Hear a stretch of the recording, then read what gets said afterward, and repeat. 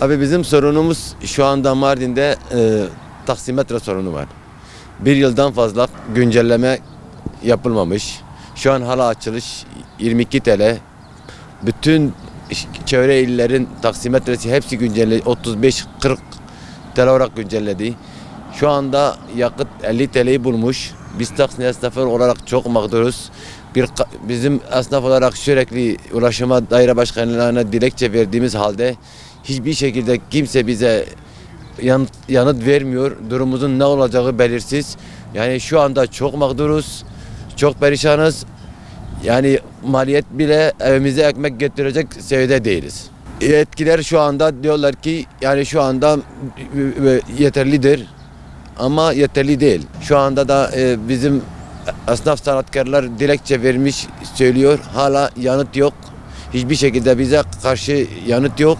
Yani bizim tarifemiz ancak 35-40 arasında bizi kurtarır şekilde.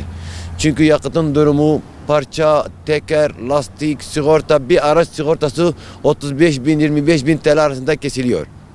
Bir yağ bakımı, yer bakımı 4 bin 5 bin TL'ye mal oluyor bize.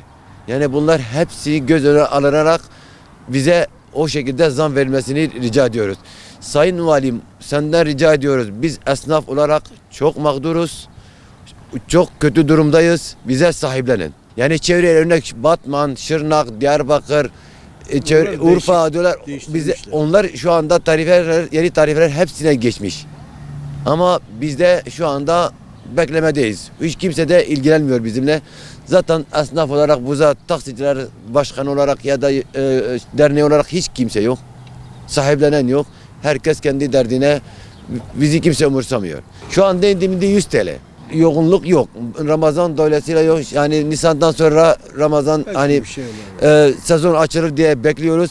Bir de yani şu anda da çalışacak durumdayız. Çünkü müşterilerle gözbaz olacağız. Yani taksimetre kurtarmıyor.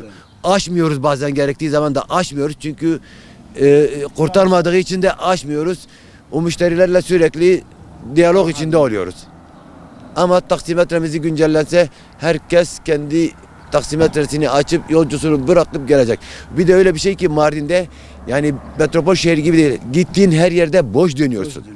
Yani ben yolcumu bıraktıktan sonra otogara döndüğüm zaman hiçbir şekilde Allah'ın kulu elini kaldırıp da taksi istemiyor. Yani onları da gözüne alınıp fiyat belirlemelerini rica ediyoruz. Sıkıntımız taksimetrenin güncellenmesi.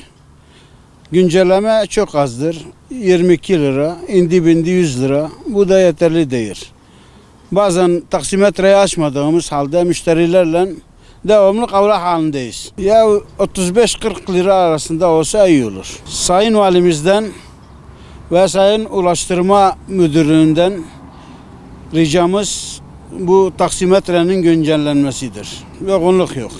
Mardin ufak bir yerdir. Çok zarar. Bazen istiftah etmeden gittiğimiz oluyor. Ekmek parasını çıkaracak halde değil şu an. Bak sabah arabalar hep oturuyor. Ramazan'dan sonra sezon açılırsa belki bir şeyler yaparız ama kısmet. Şırnak var, Diyarbakır var, Batman var. Onlar güncelleniyor. Bizim hiç güncelleme yapılmamış. Bir yıldır güncelleme yapılmış. Ömerli, Midyat, Derik, Mazıdağ hepsi taksicidir. Bu güncellemeyi istiyor.